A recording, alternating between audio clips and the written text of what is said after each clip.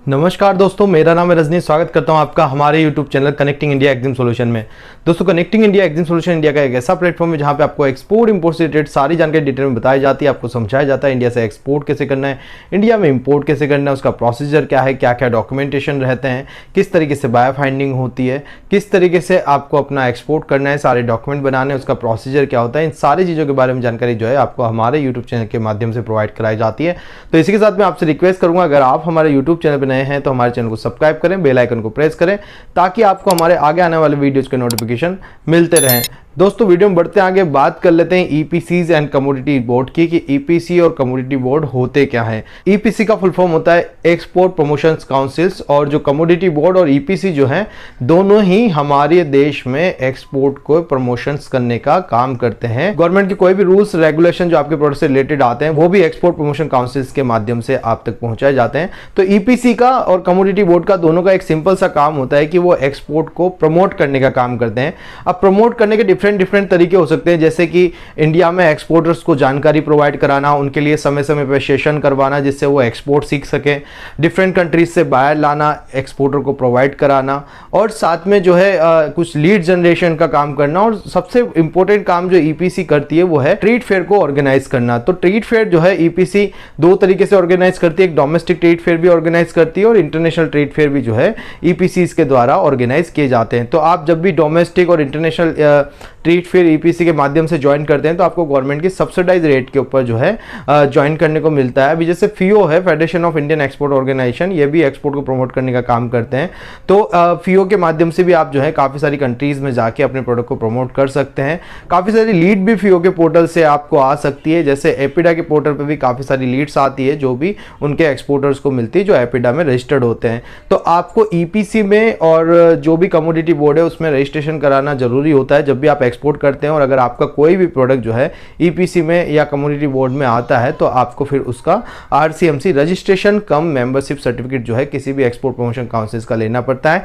और अगर आपका प्रोडक्ट किसी भी ईपीसी के अंदर नहीं आता है या किसी भी कमोडिटी बोर्ड के अंदर नहीं आता है तो फिर आप federation of Indian export organization का जो है सर्टिफिकेट ले सकते हैं, जो कि आपको गवर्नमेंट की जो भी स्कीम्स आती है उसके बारे में जानकारी वहां से मिलेगी। वो समय समय पे फीओ के द्वारा सेशंस होते हैं एक्सपोर्ट सिखाने के, तो उसमें भी आपको पार्टिसिपेट करने का मौका मिलेगा और काफ़ी सारी चीज़ें जो है आपको फीओ से सीखने को समझने को मिलेगी। और जो है ट्रेड फेयर भी आप उसके माध्यम से ज्वाइन कर सकते हैं। तो इसलिए ईपीसी से आरसीएमसी लेना जो है ज़रूरी है, क्योंकि ईपीसी हमारी कई मायनों में मदद करती है, हमारे एक्सपोर्ट को बढ़ाने का काम करती है। अब मैं आपको बताने जा रहा हूँ कि कौन कौन सी ईपीसीज हैं और कौन कौन से प्रोडक्ट वो ईपीसीज कवर करती है और कौन कौन से कमोडिटी बोर्ड है और उनमें कौन कौन से प्रोडक्ट आते हैं। तो अगर आपको भी ये कन्फ्यूजन होता है कि मेरा प्रोडक्ट कौन सी ईपीसी में आएगा तो आज वो सारे कन्फ्यूजन दूर हो जाएंगे। मैं सारी ईपीसीज की लिस्ट जो है आपको यहाँ पे बताने जा रहा हूँ कि इंडिया में कौन कौन सी ईपीसीज है और वो किन किन प्रोडक्ट्स को कवर करती है। तो आप वीडियो को एंड तक देखें जिससे आपको समझ में आए कि अगर आप एक्सपोर्ट करने जा रहे हैं और आपका प्रोडक्ट किस कैटेगरी में आता है, किस ईपीसी में आता है या कमोडिटी बोर्ड में आता है, इसकी अगर आपको जानकारी होगी तो समय रहते जो है आप ईपीसी का आरसीएमसी पहले से ही निकलवा सकते हैं। तो दोस्तों शुरू करते हैं। सबसे पहले जो ईपीसी आती है वो आती है आपकी apparel export promotion councils, AEPC. तो एईपीसी जो है गारमेंट्स के, अपीरियल्स के एक्सपोर्ट को प्रमोट करने का काम करते हैं। तो अगर आप किसी भी तरीके के गारमेंट्स के बिजनेस में, अपीरियल के बिजनेस में है तो आप एईपीसी का जो है आरसीएमसी ले सकते हैं। उसके बाद जो आता है कैमेक्सिल आता है। कैमेक्सिल भी जो है 1963 में सेटअप किया गया था। कैमेक्सिल जो ये एस्टेब्लिशमेंट इसका जब हुआ 1963 में हुआ मिनिस्ट्री ऑफ कॉमर्स के द्वारा। और ये जो है डाइज एंड डाइज इंटरमीडिएट ब्लूट, basic inorganic and organic chemical including agrochemical, ब्लूट cosmetic, soft toiletries and essential oil, ब्लूट speciality chemical, lubricants and castor oils वगैरह के अगर आप एक्सपोर्ट करते हैं तो आपको जो है कैमेक्सिल का सर्टिफिकेट इसमें लेना रहेगा। तो उसके बाद जो नेक्स्ट आती है वो आती है carpet export promotion council, CEPC. CEPC जो है एक नॉन प्रॉफिट मेकिंग ऑर्गेनाइजेशन है जो 1982 के अंदर सेटअप की गई थी मिनिस्ट्री ऑफ टेक्सटाइल के द्वारा। और सीईपीसी के अंदर जो आता है handmade slash handmade noted carpets, rugs, floor covering and other allied products आते हैं, जो मतलब कारपेट्स वगैरह के जो आप अगर एक्सपोर्ट करते हैं तो वो सारे जो है CEPC के अंदर आते हैं। अगर आप कारपेट का एक्सपोर्ट करते हैं, चाहे CEPC जो है इनका जो ऑफिस है, मेन ऑफिस जो है CEPC का दिल्ली में है। उसके अलावा इसके रजिस्टर्ड ऑफिस है, एक तो नोएडा यूपी में है और एक रीजनल ऑफिस इसका भदोई के अंदर है CEPC का। तो आपको जो है वहाँ से इसका RCMC लेना है। RCMC आपको जो है ऑनलाइन मिल जाते हैं और कोई भी आपको RCMC की जरूरत है तो आप हमसे भी कॉन्टेक्ट कर सकते हैं। उसके बाद जो नेक्स्ट एक्सपोर्ट प्रमोशन काउंसिल है वो कैशू एक्सपोर्ट प्रमोशन काउंसिल है, जिसमें कैशू के एक्सपोर्ट को प्रमोट करने का काम किया जाता है। और ये जो है 1995 में जो है एस्टेब्लिश की गई थी। तो ये कैशू कर्नल्स के एक्सपोर्ट को प्रमोट करने का काम करती है। तो आप जब भी कैशू कर्नल का एक्सपोर्ट करेंगे, कैशू एक्सपोर्ट प्रमोशन काउंसिल्स का सर्टिफिकेट आपको लेना रहेगा। उसके बाद दोस्तों बात करते हैं नेक्स्ट एक्सपोर्ट प्रमोशन काउंसिल्स की, वो है आपकी कैपेक्सिल। कैपेक्सिल जो है एक नॉन प्रॉफिट ऑर्गेनाइजेशन है जो मार्च 1958 के अंदर मिनिस्ट्री ऑफ कॉमर्स के द्वारा, गवर्नमेंट ऑफ इंडिया के द्वारा जो है एस्टेब्लिश की गई थी। और इसका जो काम है वो केमिकल एंड एलाइड प्रोडक्ट का इंडिया से एक्सपोर्ट को प्रमोट करना है। तो अगर आप chemicals and allied product export करते हैं तो फिर आपको जो है कैपेक्सिल का सर्टिफिकेट लेना रहेगा। जैसे आप मार्बर ग्रेनाइट का एक्सपोर्ट करते हैं जिसके ऊपर एपॉक्सी ट्रीटमेंट भी जाता है, तो उस टाइम भी आपको कैपेक्सिल का सर्टिफिकेट लेना रहता है अगर आप कोई भी पॉलिश ग्रेनाइट या मार्बल का एक्सपोर्ट करते हैं तो। उसके बाद जो नेक्स्ट आती है आपकी काउंसिल्स ऑफ लेदर एक्सपोर्ट्स आती है। काउंसिल्स ऑफ लेदर एक्सपोर्ट जो है 1984 में बनाई गई और इसका शॉर्ट फॉर्म CLE है, काउंसिल फॉर लेदर एक्सपोर्ट। तो CLE का काम जनरली वही है कि कोई भी अगर लेदर हमारे यहाँ से एक्सपोर्ट होता है तो उसको प्रमोट करने का काम करते हैं। लेदर से रिलेटेड गवर्नमेंट की कोई भी आपको स्कीम्स वगैरह होती है वो आप तक पहुँचाने का काम करते हैं। साथ में कोई लीड उनके पास फॉरेन से आती है तो वो भी रजिस्टर्ड एक्सपोर्टर तक पहुँचाने का काम रहता है। और वही ट्रेड फेयर वगैरह ऑर्गेनाइज करने का काम जो है councils of leather export promotions का भी रहता है। तो आप अगर आप लेदर के एक्सपोर्ट इम्पोर्ट बिजनेस के अंदर हैं तो आप CLE का जो है RCMC ले लें। उसके बाद जो नेक्स्ट काउंसिल्स आती है वो है आपकी electronic and computer software export promotions council. तो अगर आप किसी भी इलेक्ट्रॉनिक प्रोडक्ट्स के एक्सपोर्ट में हैं या कंप्यूटर रिलेटेड प्रोडक्ट्स के, सॉफ्टवेयर रिलेटेड प्रोडक्ट के एक्सपोर्ट में हैं तो आपको जो है ESC electronic and computer software export promotion councils का RCMC लेना रहेगा।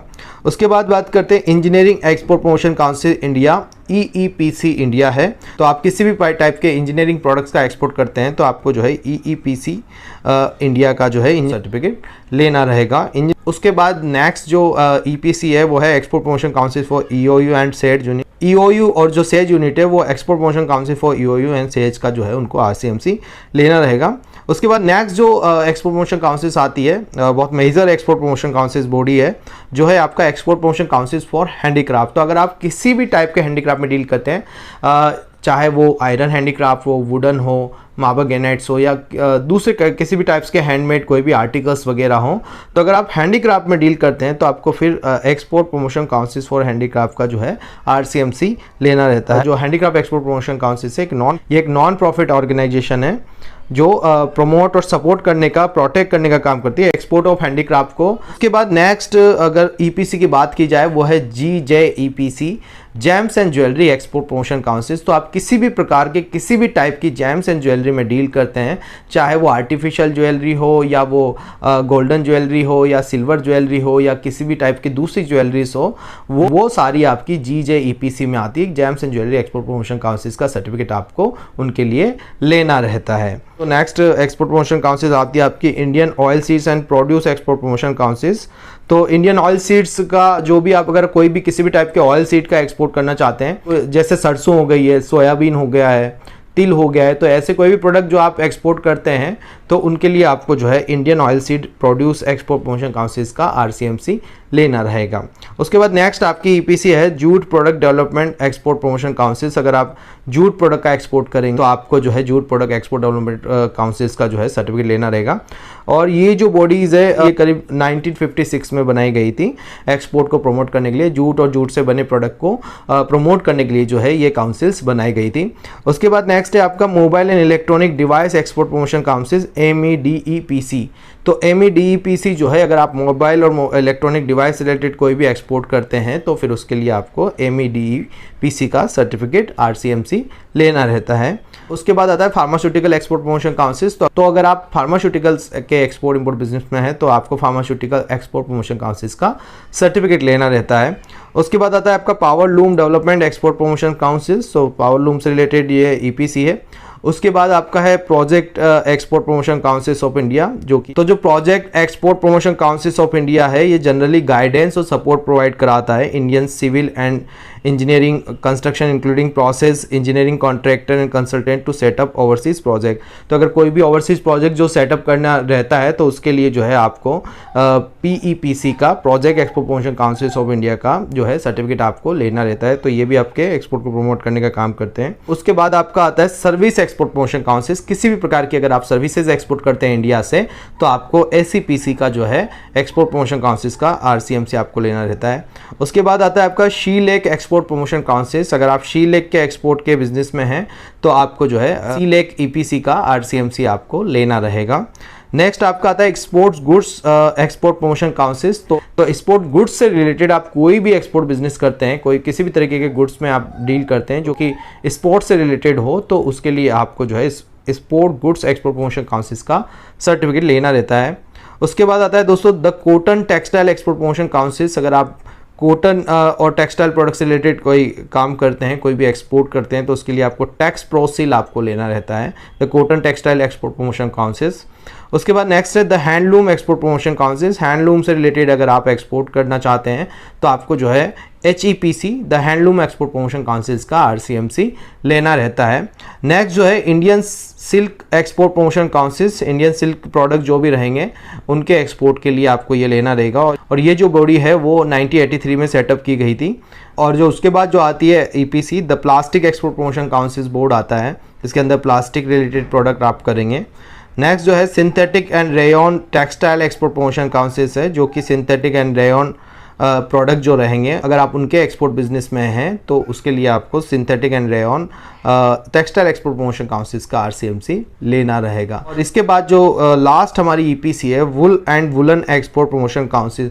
अगर आप वुलन कोई भी कपड़ा करते हैं, वुलन कोई भी ड्रेसेस आप एक्सपोर्ट करते हैं या वुल से रिलेटेड कोई भी प्रोडक्ट आप एक्सपोर्ट करते हैं तो आपको जो है wool and woollen export promotion council का WWEPC का सर्टिफिकेट लेना रहेगा। 1964 के अंदर जो है इसको डेवलप किया गया था, इस बॉडीज़ को वुल एंड वुलन प्रोडक्ट्स के एक्सपोर्ट को प्रमोट करने के लिए।